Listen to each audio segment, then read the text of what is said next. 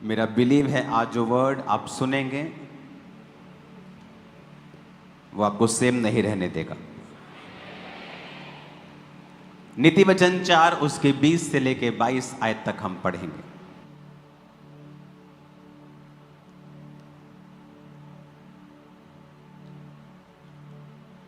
अपने हाथों को उठा के एक बात खुदावंद से कहो कि आज मैं वायदा करता हूं, मैं इस वचन को भूलूंगा नहीं,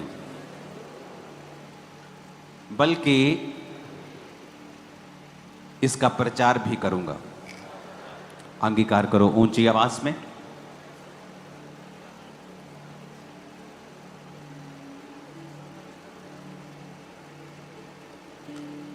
मैं इस वचन को भूलूंगा नहीं, बल्कि इसका प्रचार भी करूंगा।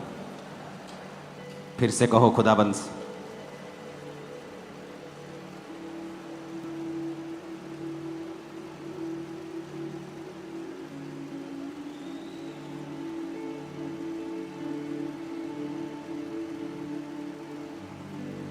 प्रभु यीशु मसीह के नाम में। नीति वचन 4 उसके 20 आयत में लिखा है, हे मेरे पुत्र, मेरा वचन ध्यान करके सुन और अपना कान मेरी बातों पर लगा। इनको अपनी आंखों की ओट ना होने दे, वरन अपने मन में धारण कर, क्योंकि जिनको वो प्राप्त होती हैं उनके जीवित रहने का, उनके सारे शरीर के चंगे रहने का वो कारण होती हैं। अगर आप 22 आयत को इंग्लिश में भी पढ़ेंगे, उसमें लिखा है, for they are life unto those that find them and health to all their flesh. कहता है ये लाइफ है उनके लिए जो उसको फाइंड कर लेते हैं। बाइबल में 2 तरह का वचन है, लोगोज।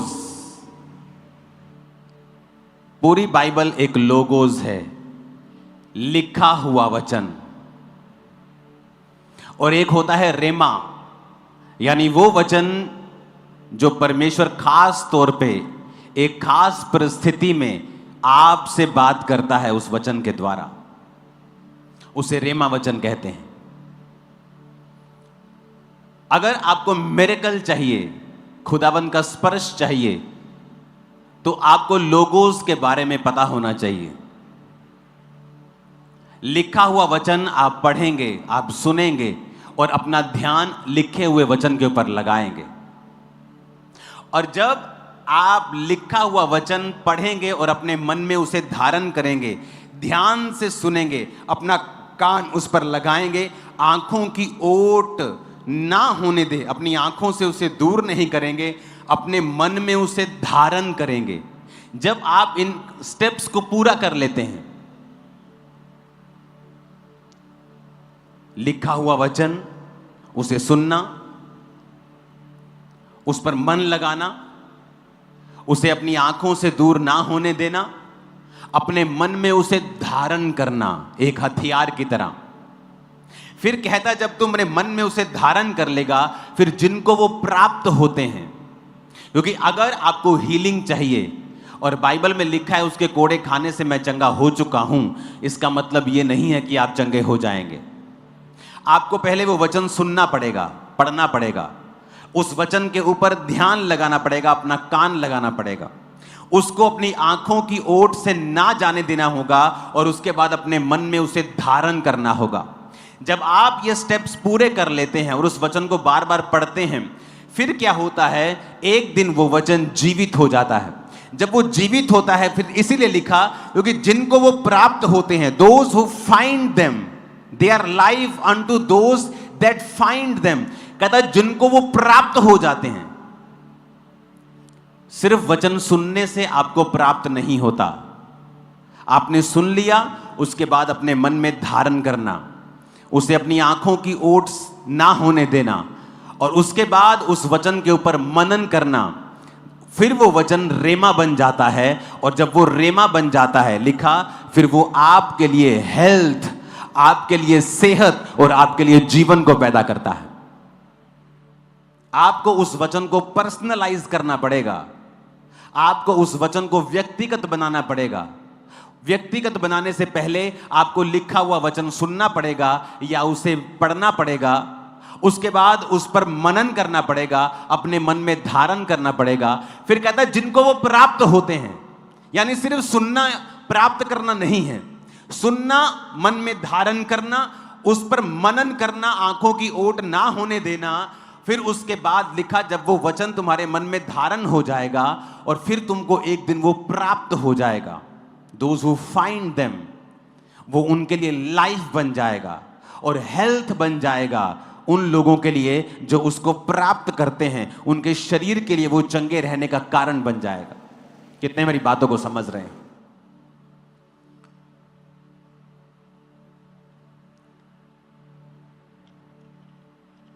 इब्रानिया 11 उसकी 5 में लिखा, विश्वास ही से हेनोक उठा लिया गया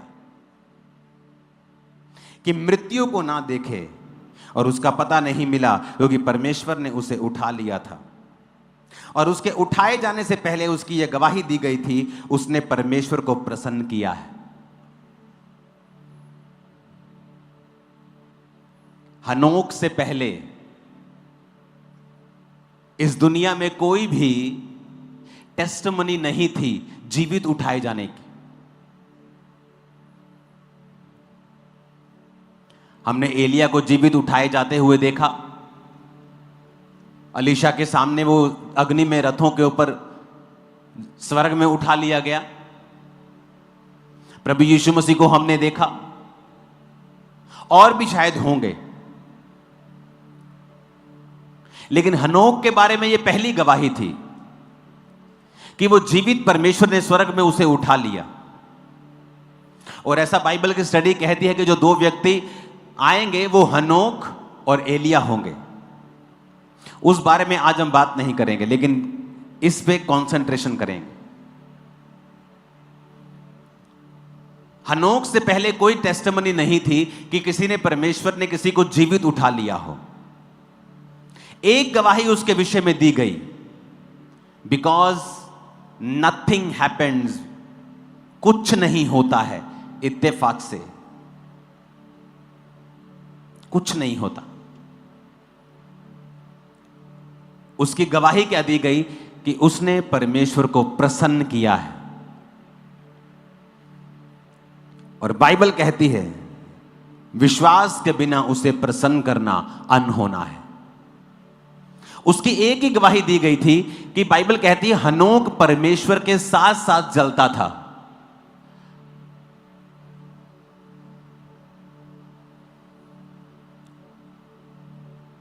और उसने परमेश्वर को प्रसन्न किया, और समथिंग हैपेंड, कुछ ऐसा हुआ जो पहले बाइबल के इतिहास में कभी नहीं हुआ था। अगर आप रियली खुदावंद के बिलीवर हैं और उसे प्रसन्न करने में लगे हैं, कुछ ऐसा होगा आपके द्वारा जो क्रिश्चियनिटी के इतिहास में पहले कभी नहीं हुआ था। क्योंकि मेरा परमेश्वर बदला नहीं है। मैं एक बोरिंग और किसी कॉपी लाइफ को जीने के लिए नहीं बुलाया गया। कितने मेरी बात को समझ रहे हैं? मैंने अपने स्पिरिचुअल फादर को फॉलो किया है, मैंने बाइबल को फॉलो किया है। जब आप परमेश्वर को प्रसन्न करते हैं, उसके लिए आपको वचन अपने मन में धारण करना जरूरी है। वचन धारण करने से मन में दो चीजें होती हैं, और वो साथ साथ होती हैं। एक है स्पिरिचुअल, एक है फिजिकल। वचन धारण करने से, आंखों की ओट ना होने देने से, उसे सुनने से, अपना मन वचन की ओर लगाने से दो चीजें होती हैं। पहला, उनको जीवन प्राप्त होता है, फाइनेंशियल कंडीशन सुधरती हैं, शरीर में सेहत आती है। बिकॉज द बाइबल सेज वो हेल्थ है, and health to all their flesh, उनके शरीर के चंगे रहने का वो कारण होते हैं। आत्मिक, कि आप परमेश्वर को प्रसन्न कर सकते हैं। क्यों? क्योंकि उसे प्रसन्न करना अनहोना है अगर आपके अंदर विश्वास नहीं है। विश्वास अंदर होना अन होना है अगर आपने वचन को नहीं सुना है, क्योंकि विश्वास सुनने से और सुनना मसीह के वचनों से पैदा होता है। आपके अंदर परमेश्वर का वचन है, वो विश्वास पैदा करता है। जब विश्वास पैदा होता है आप परमेश्वर के साथ चल पाते हैं। आप एक कंपनी में काम कर रहे हैं, आप क्रिश्चियन हैं, आपने वचन को सुना, चोरी नहीं करना, वफादार रहना, आप विश्वास आपके अंदर है क्योंकि आपको पता है कि परमेश्वर जीवित है।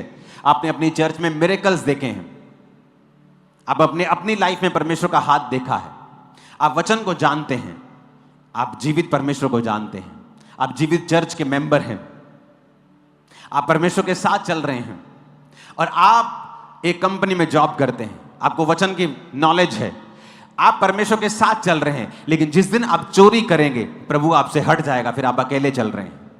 आप उसी चर्च के मेंबर हैं, आप क्रिश्चियन भी हैं, आपका नाम नहीं बदला, लेकिन अब आप विश्वास में नहीं हैं क्योंकि आपने वचन को अपनी आंखों से ओट कर दिया है, अलग कर दिया है। आपने जो वचन मन में अपने धारण किया था आपने उस पर नहीं चले, आप परमेश्वर के संग संग नहीं चले, आपने प्रभु को अलग कर दिया।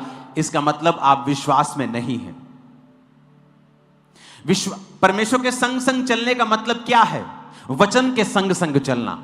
तू व्यभिचार ना कर, तू चोरी ना कर, तू हत्या ना कर, माता पिता की आज्ञा को मान, प्रार्थना कर, टाइथ, हर एक वचन जो प्रभु ने बाइबल में लिखा है जब आप पूरा करने लगते हैं तो ऑटोमेटिकली आप प्रभु के संग संग चलने लगते हैं। जब आप प्रभु के संग संग चलने लगते हैं आप सुरक्षित रहते हैं, आप हील रहते हैं, आप डिलीवर रहते हैं। आपके जीवन में परीक्षाएं आ सकती हैं लेकिन वो परीक्षाएं बनी नहीं रहेंगी, वो टूट जाएंगी in the name of Jesus. आमीन। कितने मेरी बात को समझ रहे हैं? इंपॉर्टेंट है वचन को सुनना। 20, 21, 22 आयत ध्यान करके सुनना। 21, 20 आयत कान लगाना, आंखों से ओट ना होने देना और मन में धारण करना। मन में धारण करने का मतलब है जो आपने सुन लिया वो अब यहां से चले जाएंगे, चर्च से तो चले जाएंगे लेकिन प्रभु तो आपके संग है और वो तो आपके साथ चल रहा है। लेकिन जब आप कुछ ऐसा करते हैं जो बिब्लिकल नहीं है तो वचन कहता है क्या दो जन एक संग चलेंगे अगर आपस में वो सहमत ना हो?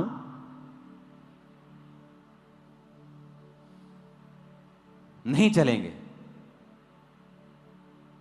तो जब आप वचन के साथ सहमत नहीं हैं तो परमेश्वर आपके साथ चलना बंद कर देते हैं। आज बहुत से क्रिश्चियंस अबव 90% एक ऑर्डिनरी जीवन जी रहे हैं, एक आम और सामान्य जीवन जी रहे हैं जबकि उनको वचन की नॉलेज नहीं है। आप जब प्रभु के संग चलते हैं तो लोगों को लगता है it's kind of boring life, ये बड़ी अजीब लाइफ है, बोरिंग लाइफ है। लेकिन वो कुछ समय तक आपको बोरिंग लगती है। जब किसी को एथलीट बनना होता है, जब किसी को बॉडी बिल्डर बनना होता है तो उसकी डाइट उसे कुछ दिनों तक बोरिंग लग सकती है। बिना नमक के चिकन खाना, बिना नमक के ये खाना है, बॉइल्ड, उसको कुछ दिनों के लिए लगता है कि बोरिंग लाइफ है। लेकिन धीरे धीरे जब वो उस लाइफ को अडेप्ट कर लेता है रिजल्ट्स आने शुरू होते हैं। और आप तो स्पिरिचुअल लाइफ में हैं, आपको कितना ज्यादा डिसिप्लिन में रहने की जरूरत है अगर आप स्पिरिचुअल लाइफ से रिजल्ट लेना चाहते हैं। तो एक्चुअल में जो आपकी रियल कॉलिंग है वो ये है कि परमेश्वर कुछ ऐसा आपकी लाइफ में करना चाहता है जो क्रिश्चियनिटी के इतिहास में कभी नहीं हुआ। आप हनोक देख लो, आप पौलुस देख लो, पतरस की छाया से लोग चंगे हुए, कभी नहीं हुआ। रुमाल अगोछे पौलुस की देह से छुआकर बीमारों पर लगाते थे, वो चंगे होते थे, कभी पहले ऐसा नहीं हुआ। मूसा से पहले समुद्र 2 भाग कभी नहीं हुआ था। यहोशू से पहले सूर्य और चंद्रमा को रोक दिया गया था, ऐसा पहले कभी नहीं हुआ था।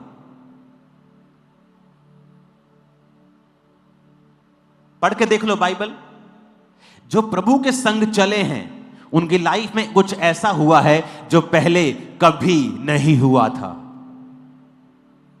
समथिंग वेरी बिग, बहुत बड़ा, यूनिक, अलग, जो पहले कभी नहीं हुआ था।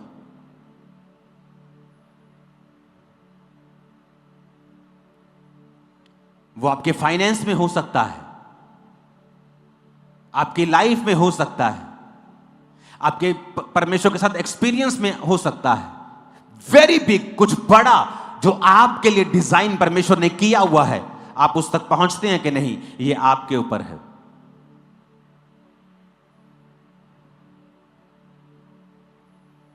कितने मेरी बातों को समझ रहे हैं? कुछ ऐसा जो परमेश्वर आपके परिवार में करना चाहता है जो पहले कभी नहीं हुआ। कुछ ऐसी बरकत जो पहले आपके पूरे खानदान में कभी नहीं थी, जो आपकी लाइफ में प्रभु देना चाहता है, जो आपने पहले कभी नहीं देखी।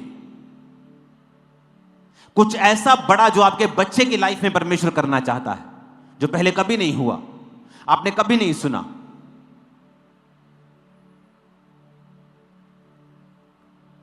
कितने समझ रहे हैं मेरी बातों को?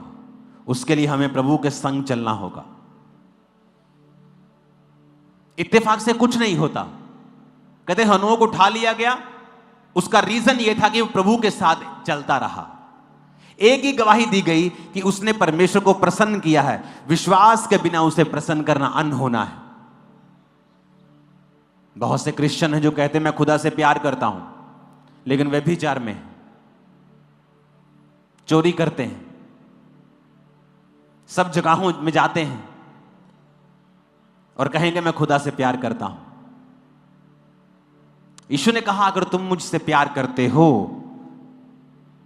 तुम मेरी आज्ञाओं को मानोगे। You will keep my commandments if you love me. अगर तुम मुझसे प्यार करते हो तुम मेरी आज्ञाओं को मानोगे। That's it. उसने सीधा काम खत्म कर दिया। उसने नहीं कहा तुम रो रो के प्रार्थना करोगे, तुम अगर मुझे इमोशन दिखाओगे और दिन में 1000 बार बोलोगे प्रभु मैं तुझसे प्यार करता हूं। उसने ऐसा नहीं कहा। उसने कहा अगर तुम मुझसे प्यार करते हो तुम मेरी आज्ञाओं को मानोगे। हालेलुया। कितने इन बातों को समझ रहे हैं? आपको आपके लाइफ में एक्सीलेंस को पैदा करने के लिए, हेल्थ को पैदा करने के लिए, ब्लेसिंग को पैदा करने के लिए आपको मनन करना पड़ेगा वचन के ऊपर। उसको धारण करना होगा और उसको धारण करने के बाद उस पर ध्यान लगाकर अपना व्यक्तिगत वचन उसे बनाकर उसका जूस निकालकर उसे पीना होगा। आप ये बोल सकते हैं। उसने कहा ना ये पुस्तक ले और इसे खा ले। खाने का मतलब क्या? खाने का मतलब इसे चबा और इसे खा और अपनी आंतड़ियां इससे भर ले, परमेश्वर ने कहा।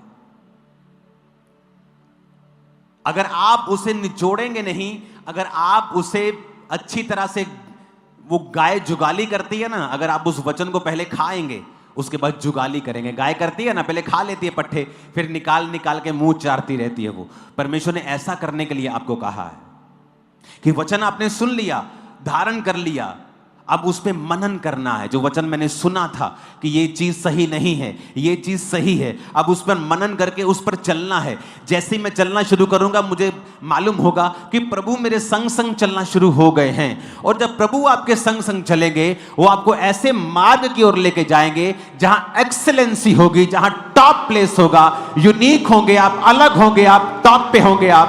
आमीन खड़कने वाला चाहिए। आप मेरी बात समझ रहे कि नहीं?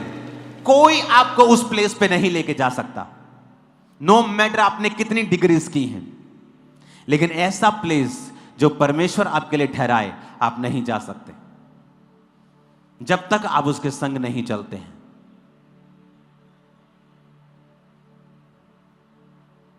कितने मेरी बातों को समझ रहे हैं? जब तक आप उसके संग नहीं चलते हैं, और उसके संग चलने के लिए आपको वचन की नॉलेज चाहिए, उसको मन में धारण करना है। पहले उसको सुनना है, 20 आयत को ध्यान करके सुनना है, कान लगाना है, फिर आंखों की ओट नहीं होने देना, मन में धारण कर लेना है। क्योंकि जिनको वो प्राप्त होती हैं for they are life unto those that find them. जिनको वो प्राप्त होती हैं उनके जीवित रहने का और सारे शरीर के चंगे रहने का कारण होती है। तब प्राप्त नहीं हुई जब सुना था,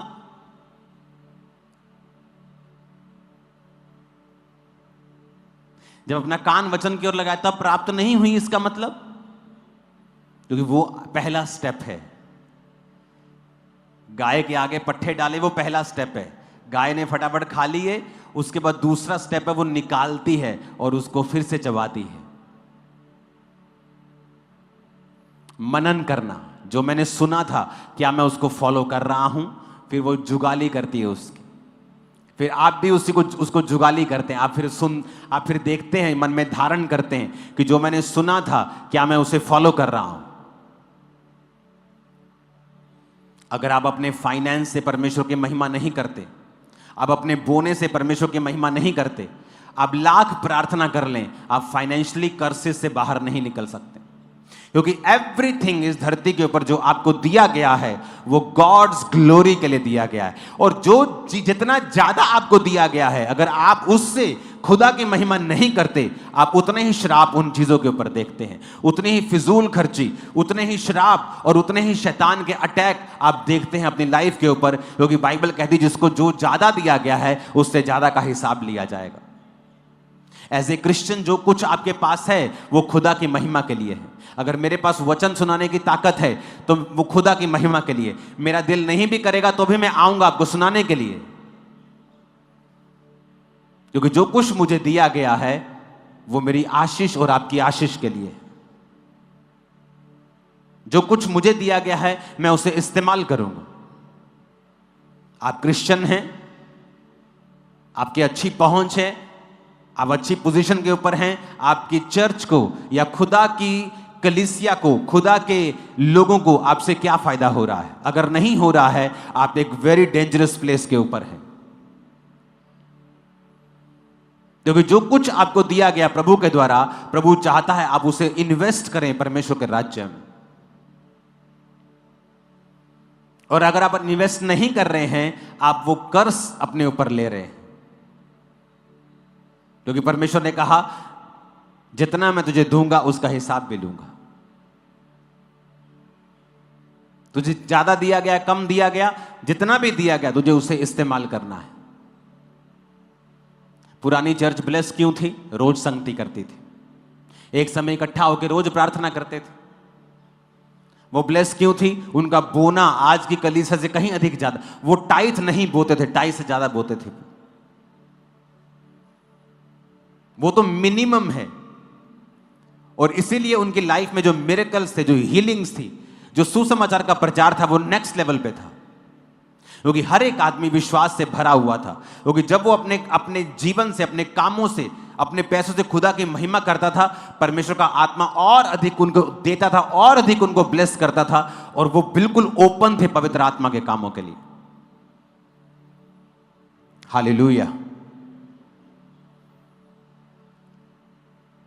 यीशु मसीह के मुंह से निकले वचन, बाइबल आज भी पूरी हो रही है। पीछे साइंस ने एक नई खोज निकाली। उसने कहा, उसने माउंट एवरेस्ट के ऊपर एक साइंटिस्ट की टीम काम कर रही थी। और आपको मैं बता दूं कि साइंटिस्ट जो काम करते हैं वो रिलीजियस बिलीफ्स के ऊपर काम नहीं करते, वो सिर्फ अपना काम करते हैं। तो साइंस ने क्या खोजा कि माउंट एवरेस्ट के ऊपर ऐसे समुद्र के जो जीव के जीवाश्म मिले हैं, इससे यह साबित होता है कि माउंट एवरेस्ट किसी समय समुद्र के नीचे था। पढ़ लो, आपको मिल जाएगा इंटरनेट के ऊपर।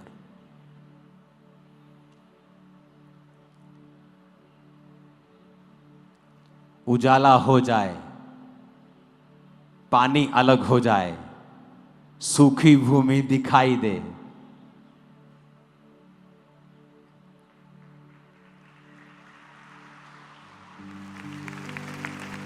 और अब वही साइंटिस्ट बोल रहे हैं कि माउंट एवरेस्ट भी एक दिन समुद्र के नीचे था। आपको पता है अभी भी माउंट एवरेस्ट से ऊंचा पर्वत समुद्र के नीचे है। धरती का सबसे ऊंचा पर्वत समुद्र के नीचे है अभी भी।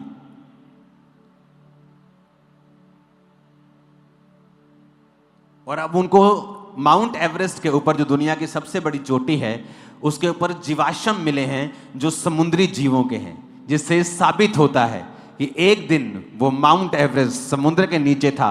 जब प्रभु ने कहा उजाला हो जाए, समुद्र अलग हो जाए, सूखी भूमि दिखाई दे, तो वो सूखी भूमि दिखाई दी, भूमि हो गई, समुद्र नीचे चला गया, भूमि थोड़ी बाहर आ गई। आज वो साबित होता है कि वचन सच्चा है, आज भी सच्चा है, कल भी सच्चा था और सच्चा रहेगा। अब ये मैं आपको कुछ संसारिक एग्जाम्पल जरूर देता हूं ताकि लोगों को समझ आए कि आज क्या हो रहा है धरती के ऊपर। खोज लो जो मैं कहता हूं, उसे ढूंढो।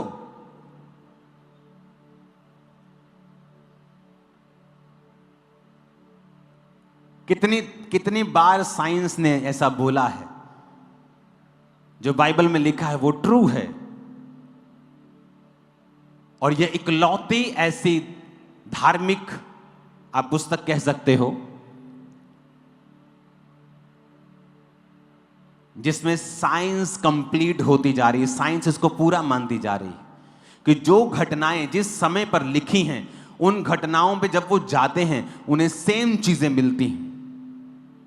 अगर फिरौन की सेना समुद्र के नीचे दब गई थी, जितने साल पहले दबी थी, वो वहां जाके उन्होंने स्टडी की और उन्हें तलवार मिली, वो उतने ही साल पहले थी जितनी बाइबल में लिखी हुई थी। बाइबल कोई कहानियों की पुस्तक नहीं है, मिथ नहीं है, ये रियल है, आज भी पूरी होती है। हालेलुया। आपको पता है एक बात, यीशु मसीह के मुंह से निकला वचन, अपने पड़ोसी को बोलो कमाल का है। फिर से बोलो अपने पड़ोसी को, बोलो यीशु मसीह के मुंह से निकला वचन कमाल का है। फिर से कहो हालेलुया। आपको पता है प्रभु यीशु मसीह ने बाइबल में 3 फूड की एग्जाम्पल दी हैं। कौन कौन सी 3 एग्जाम्पल परमेश्वर ने दी? जब खाने की बात की है ना परमेश्वर ने, तो 3 एग्जाम्पल्स परमेश्वर ने दी हैं। बताओ कौन कौन सी हैं? मैं आपको कुछ सांसारिक चीजें भी समझाता हूं साथ साथ, ताकि आपको मालूम हो कि जो कुछ परमेश्वर ने कहा है वो पुरानी बातें नहीं हैं, आज की जिंदगी में भी वो बातें पूरी हो रही हैं। कौन कौन सी कही हैं बताओ? बोलो, पूछो अपने पड़ोसी से कौन कौन सी बोली है। यीशु मसीह ने खाने के लिए कौन कौन सा बोला है?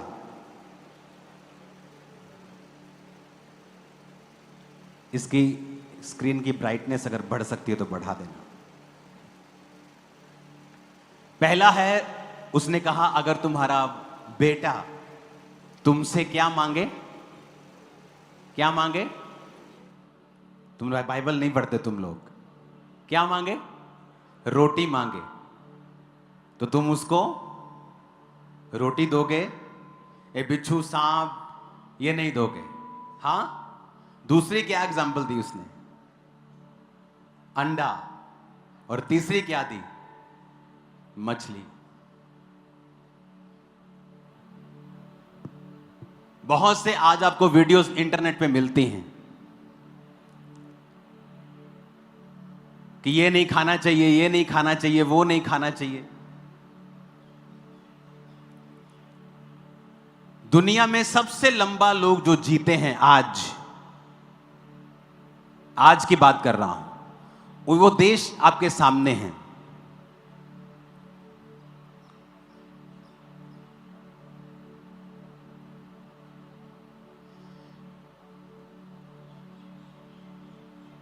Hong Kong, Japan, south Korea, French Polynesia, Switzerland. Okay, ये देश सबसे लंबा जीते हैं आज। अगर आप हांगकांग को देखेंगे, वो अगर आप वर्ल्ड मैप में देखेंगे वो कहां है, अगर इसका आप दिखाएंगे फोटो में अभी, ये ले जाओ अंदर। अगर आप इन सारे देशों को देखेंगे, हांगकांग ये एक चाइना का हिस्सा है, Japan, south Korea, Australia, Italy, Singapore, आपको सारे देश ये पानी के किनारे मिलेंगे। मेरी वाइफ को मालूम, जब हम स्विट्जरलैंड में थे, क्योंकि वो देश आपको समुद्र के किनारे नहीं मिलता, लेकिन वहां भी ऑलमोस्ट हर इलाके में पानी बहुत ज्यादा है, क्योंकि वो पहाड़ों से पानी बहता है, उसके आसपास घर हैं, फिर ऐसे पहाड़ के चारों ओर बहता है, वो झील बनी रहती है, उसके साथ घर हैं। आपको सारे एरियाज पानी वाले मिलेंगे।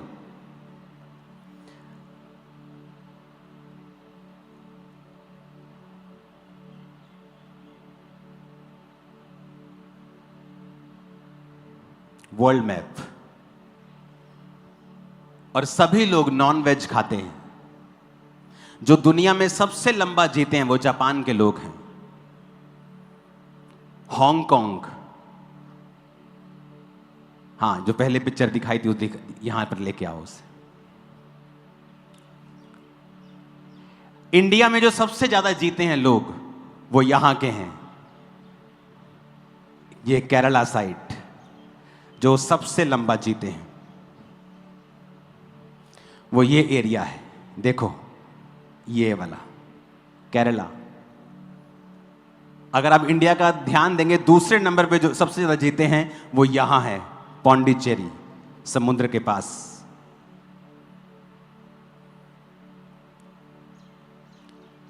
केरला के 97% लोग नॉन वेजिटेरियन हैं। 3% लोग हैं जो वेजिटेरियन हैं सिर्फ। सारे 97% लोग केरला के नॉन वेज खाते हैं। पौंडीचेरी समुद्र के पास है। अगर आप आगे स्टडी करेंगे इसकी, तो आपको अंडमान एंड निकोबार आइलैंड के लोग सबसे लंबा जीते हैं। आपको पानी के पास वो मिलेगा।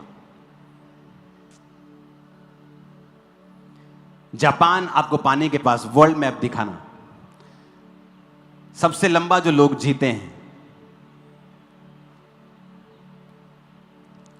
ये मैंने आपको इंडिया के बताए। जितने पानी के किनारे रहते हैं सब फिश खाते हैं। मैं नहीं कह रहा आप नॉन वेज खाओ, मैं भी कई बार छोड़ देता हूं। जब मुझे बॉडी क्लीनिंग करनी होती है, डिटॉक्स करना होता है, मैं भी नहीं खाता हूं। लेकिन मैं आपको एक रियल सिचुएशन बता रहा हूं, क्योंकि आप कंफ्यूज हो रहे हैं इंटरनेट पे बहुत सारे वीडियोस देख के कि ये नहीं खाना चाहिए, ये नहीं खाना चाहिए, नॉन वेज नहीं खाना चाहिए। मैं आपको बताता हूं, ये हमारा इंडिया हो गया, ये घूमेगा कि नहीं? हमें और उधर जाना पड़ेगा। सिंगापुर दिखाई नहीं दे रहा इस पे।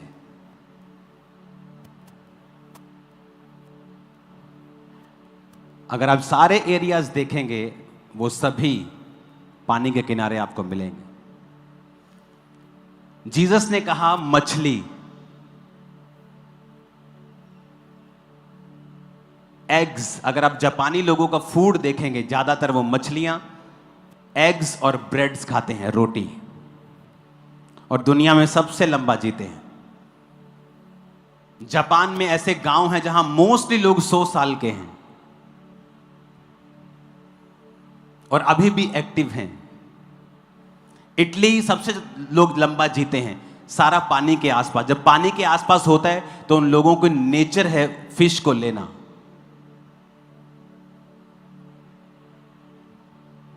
कुछ डाइट्स को मैं भी सपोर्ट करता हूं, वेजिटेरियन डाइट्स को, जब आपको अपनी बॉडी में कुछ हीलिंग चाहिए होती है। लेकिन जो कुछ परमेश्वर के मुंह से निकल चुका है और जो लोग उसे फॉलो कर रहे हैं, पूरी दुनिया में सबसे लंबा जी रहे हैं आज भी। जाओ स्टडी करके देख लो। आज भी जापानी लोग सबसे लंबा जी रहे हैं, क्योंकि उनका मेन फूड फिश, एग्स और ब्रेड है। और जीसस ने कहा, ये तीनों फूड्स की एग्जाम्पल जीसस ने खुद दी थी। इंडिया में सबसे लंबा लोग केरला में जीते हैं, और अगर आप उनकी डाइट में जाके देखेंगे तो फिश एक मेन हिस्सा है उनका। हालेलुया।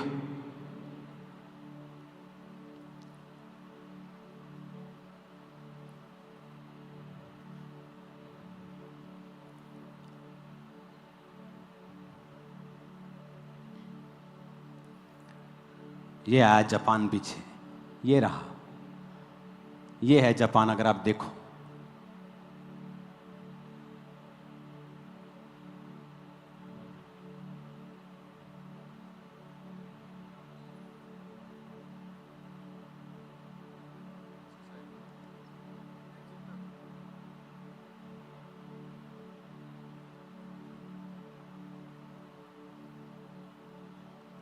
ये दिखाओ जापान, ये है देखो पानी के किनारे। अंडमान निकोबार कहाँ गया वो, जाओ यहाँ है वो, पानी के किनारे। केरला पानी के किनारे, इटली ये रहा पानी के किनारे, स्विट्जरलैंड इन देशों के बीच में है, पूरा घिरा हुआ और पानी और पहाड़ के बीच में। स्पेन के लोग सबसे लंबा जीते हैं पानी के किनारे। आप फ्रांस को भी इसमें देखोगे, ग्रीस को भी इसमें देखोगे, पानी के किनारे। मैं आपको एक बात साबित कर रहा हूं कि जो बाइबल में लिखा है ना, अगर आप उसे कंसंट्रेट कर लें कि क्यों जीसस ने कहा है,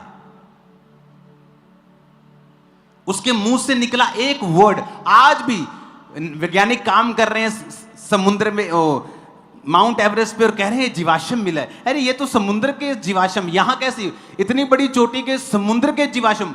पानी के जीवाश्म अलग है, नदी के जीवाश्म अलग हैं, लेकिन ये तो समुद्र के हैं, यहां कैसे आ सकते हैं?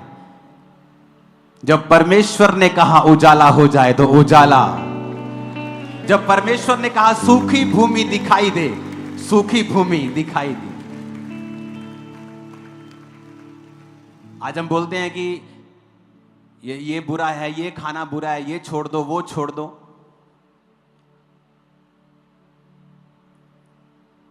मैं ना तो नॉन वेजिटेरियन का सपोर्टर हूं ना वेजिटेरियन का, मैं आपको जस्ट फैक्ट बता रहा हूं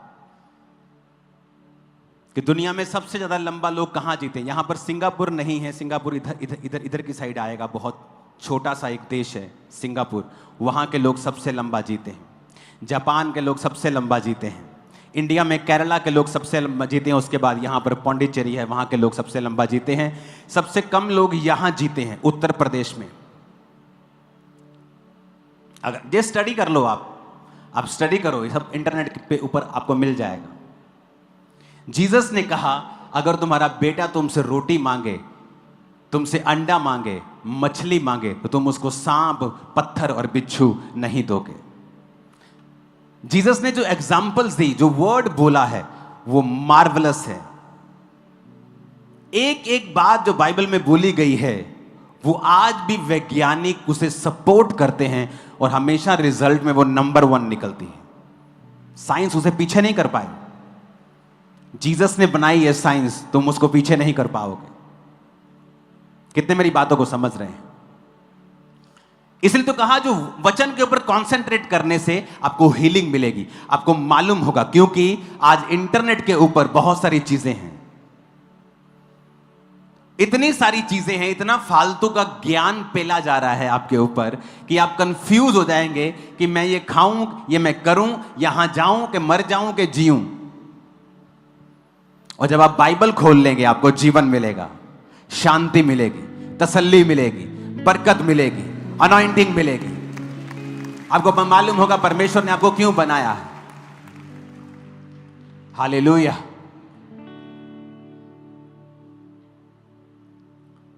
पढ़ के देखो,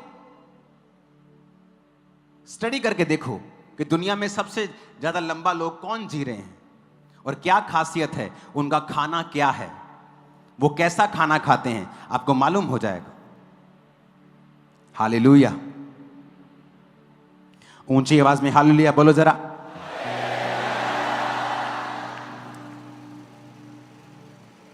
क्योंकि जीसस ने कहा मछली, अंडा और रोटी, तुम इसे बीट नहीं कर सकते।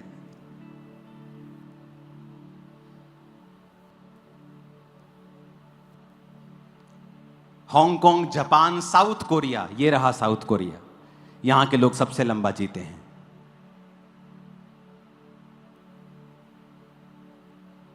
ये रहा, ये गोले में स्विट्जरलैंड, ऑस्ट्रेलिया, ऑस्ट्रेलिया कहाँ है आपको मालूम? ऑस्ट्रेलिया की 95% आबादी समुद्र के पास रहती है और बीच का सारा ऑस्ट्रेलिया खाली है। और ऑस्ट्रेलिया के लोग सबसे लंबा जीते हैं 5वें नंबर पे। इटली, सिंगापुर, स्पेन, माल्टा, नॉर्वे, ये सारे यूरोप के देश हैं जो पानी के पास हैं या पहाड़ों के पास हैं। France, Sweden, Macau, Iceland, Canada, India का नंबर बहुत पीछे है।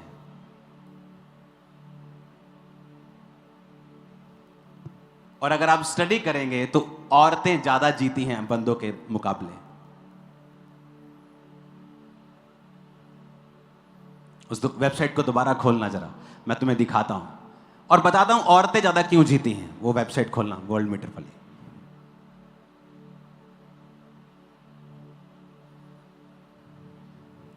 नो, बैक करो। हाँ, ये देखो, कंट्री लाइफ एक्सपेक्टेंसी फीमेल 88 साल। आज बहनें खुश होने वाली हैं। मैं इसका कारण सारा कुछ साइंस से आपको जोड़ के बताता हूं। 88.39, आदमी 83 साल, 5 साल कम जीते हैं आदमी। ये मैं नहीं कह रहा हूं, ये वर्ल्ड का डाटा है। ये आप कहीं भी निकाल के देख सकते हो और हर जगह यही हाल है। जापान 88 साल, आदमी 82 साल के करीब, 81.99। साउथ कोरिया वुमेन 87 साल 4 महीने, 81 साल, 6 साल का फर्क है। जहां भी आप देखोगे औरतें ज्यादा जीती हैं। और घर में प्रार्थना कौन ज्यादा करता है? औरतें।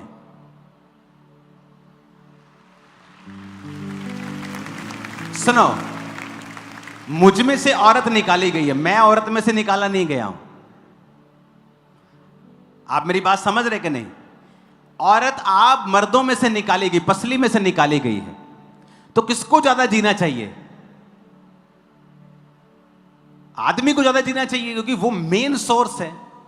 पर आदमी पूरी दुनिया में कम जी रहा है। क्यों? अगर आप स्टडी करेंगे तो औरतें आपको हमेशा ज्यादा प्रार्थना करते हुए और ज्यादा बिलीव करते हुए मिलेंगी। आप पढ़ लो, पूरी दुनिया में यही हाल है।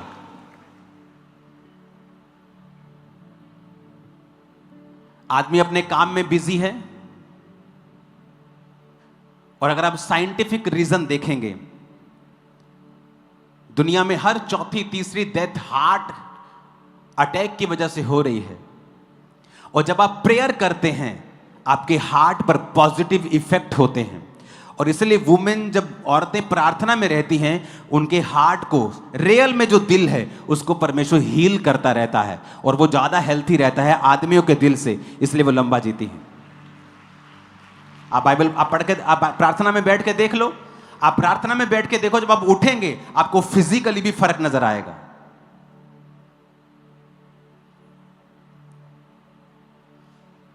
कान खुल रहे हैं कि नहीं? जब परमेश्वर आपसे कहता है ना प्रार्थना कर, आपको लगता है औरतें करेंगी, औरतें, इसलिए तो औरतें ज्यादा जी रही हैं। बूढ़े होने के बाद दुनिया में अगर आप स्टडी करेंगे तो 1 औरत 3 औरतें मिलेंगी और 2 औरतें मिलेंगी और 1 मर्द मिलेगा जो बूढ़े हैं। 67% औरतें मिलेंगी और 33% आपको मर्द मिलेंगे बुढ़ापे के बाद।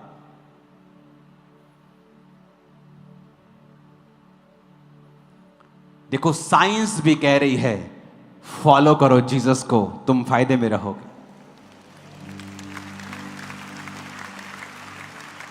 आप पूरी स्टडी करके देख लो। आप केरला में गए नहीं, मैं गया हूं केरला में बहुत। वहां ट्रेडिशन है, फिश को सुखा के रखते हैं, फिश को खाते हैं मॉर्निंग, कभी दोपहर को, कभी समुद्र के किनारे रहते हैं। मैं उस जगह पे भी गया हूं केरला में जहां इंडिया की आखिरी रोड है, जहां पे सामने सिर्फ समुद्र है और उसके बाद समुद्र ही समुद्र है, आगे फिर अफ्रीका आ जाएगा, इतना बड़ा समुद्र है। आप देख लो पूरे, नहीं एक देश में, सभी देशों में देखो, सभी देशों में आदमी 4-4, 5-5 साल पीछे हैं। सभी देशों में ये देखो, 86, 81, 86, 81, 86, 80, 85, 81, सभी देशों में पीछे हैं। पीछे हो तुम लोग।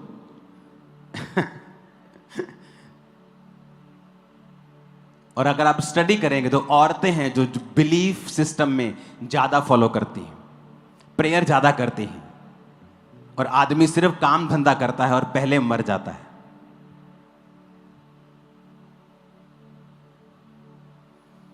बाइबल ट्रू है, साइंस भी इसकी पुष्टि करती है, और साइंस की हमें पुष्टि की जरूरत नहीं है, लेकिन उसे भी पुष्टि करनी पड़ती है क्योंकि वचन जीवित है और सच्चा है। आप देख लो अपने घरों में, चलो खामरा कलीसिया थोड़ा अलग हो चुकी है अब, लेकिन अगर आप देखेंगे तो औरतों की प्रार्थना अभी भी ज्यादा होगी। और इसलिए दुनिया भर में औरतें हर देश में ज्यादा जीती हैं आदमी से, क्योंकि औरतों को भी ट्रबल है, औरतों को भी मुश्किल है, लेकिन जब वो प्रार्थना में चली जाती हैं, प्रभु उनके शरीर को साथ साथ हील करता रहता है।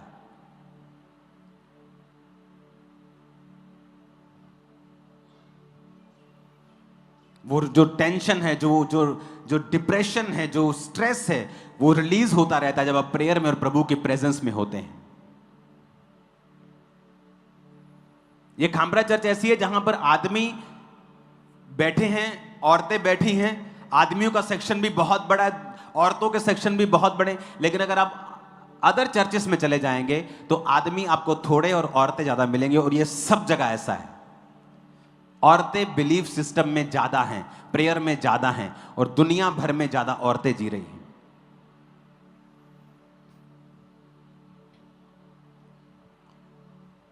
दुनिया में वो देशों के लोग ज्यादा जी रहे हैं जो इन 3 फूड्स को ले रहे हैं जो जीसस के मुंह से निकले।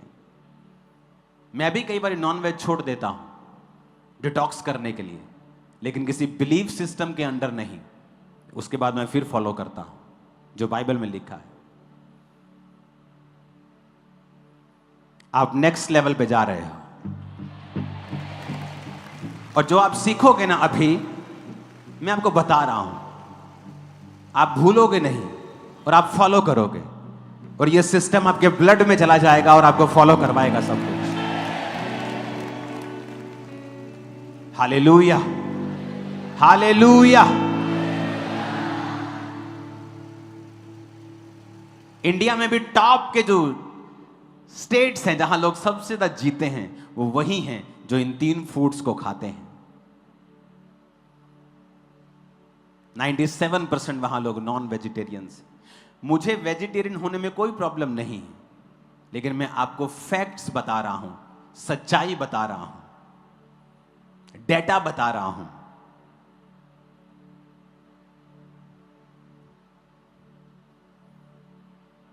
जोर से हालेलुया बोलो जरा।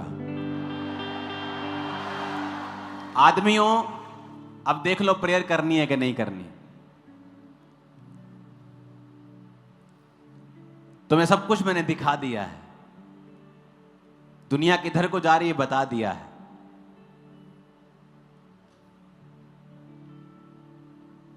छह साल तुम कम जी रहे हो, 7 साल, 8 साल औरतों से।